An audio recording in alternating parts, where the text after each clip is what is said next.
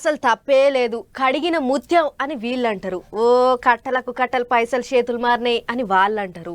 ఈడ్చిపెట్టుర్రి అని వీళ్ళు అంటారు. ఈడ్చిపెడితే ఎట్లయితుందని వాళ్ళు అంటారు. ఢిల్లీ లిక్కర్ కేసు లీలలు అన్నీ ఇన్ని కావు పొర్రి.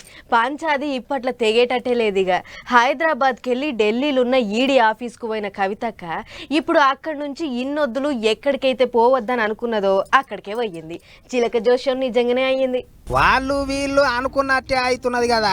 ఈడీ ఆఫీస్కి వెళ్ళి కోర్టుకి వెళ్ళి ఆఫీసుకు ఇప్పుడు తీఆర్ జైలుకు అటు ఇటు తిరిగి లోపటికే పోతున్నది గాని బయటికైతే వచ్చేటట్టుగా అనిపిస్తలేదు కవితక్క.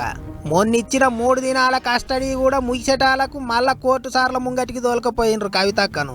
అక్కను అడిగితే ఏం చెప్తలేదు. 14 దినాలు తీఆర్ జైలు కన్నా పంపిర్రు అని అడిగినరట ఈడీ ఆఫీసర్లు. కోర్టు సార్లు కూడా అట్లయితే అట్లనే కానీ అన్నారట. ఏప్రిల్ 9వ తారీఖు దాకా కవితక్కను తీఆర్ జైల్లోనే ఉంచుతారట. ఇటు చూస్తే వచ్చే నెల 16వ తారీఖు దాకా కవితక్క చిన్న కొడుకుకు పరీక్షలున్నాయట.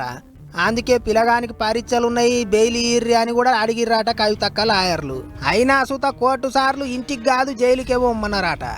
బెయిల్ పిటిషన్ మీద మళ్ళీ ఏమన్నా ముచ్చట్లుంటే ఏప్రిల్ 1వ తారీఖు నాడు ఇంటమన్నారట. ఇగిదిట్లుంటే ఇంకో దిక్కు కడిగిన ముత్యం లెక్క బయటికి వస్తా అనుకుంటా పోయింది కవితక్క.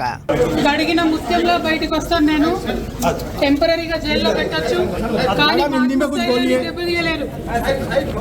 This is not a money laundering case, it is a political laundering case. గట్లా అయింది.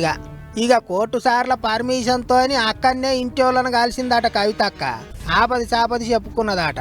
కవితక్కను గట్టి బందోబస్తు నడుమ తీఆర్ జైలుకు తీసుకుపోయినరు. ఇంకో దిక్కు నిన్న మొన్నటి దాకా ఢిల్లీలోనే ఉన్న మాజీ మంత్రి కేటీఆర్ సారు మళ్ళా పట్నంలో దిగిండు. పార్టీ వాళ్ళు కచబట్టినట్టు చేస్తారని మాట్లాడిండు. నేను అడుగుతున్నా, ఆ రోజు కవితమ్మ సుప్రీంకోర్టులో కేసు ఉండే, స్టే ఉండే, అందుకే అరెస్టు చేయలేకపోయిండు. కానీ ఇలా పగబట్టి ఇంటికొచ్చి ఒక కవితమ్మనే కాదు, కవితమ్మని అరెస్ట్ చేసిండ్రు, 2 ముఖ్యమంత్రులను అరెస్ట్ చేసిండ్రు. అంటే ఎట్లున్నదంటే రేసు ఉరుకుతే నేను ఒక్కనే ఉరకాలి తప్ప ఎవడు ఉండొద్దు ఇక మైదానంలో అన్నట్టు మోడీ గారు ఇలా మొత్తం ప్రతిపక్షాలను అరెస్ట్ చేసే ప్రయత్నంలో ఉన్నారు. గదన్నట్టు ఎక్కడికైతే పోవద్దనుకున్నారో అక్కడికే పోయింది కవితక్క. పంజరంలో ఉన్న శిల్కగా సుకేత్ చంద్రశేఖర్ ముందుగాల్టి నుంచి అంటనే ఉన్నాడు తీఆర్ జైలు అని. మరిగా వాడు ఎసొంటి ఆళ్ళల్లో అన్నాడో గాని అక్కను నిజంగానే తీఆర్ జైలుకు పంపించిర్రు కదా అనుకుంటారు ఇప్పుడు పబ్లిక్.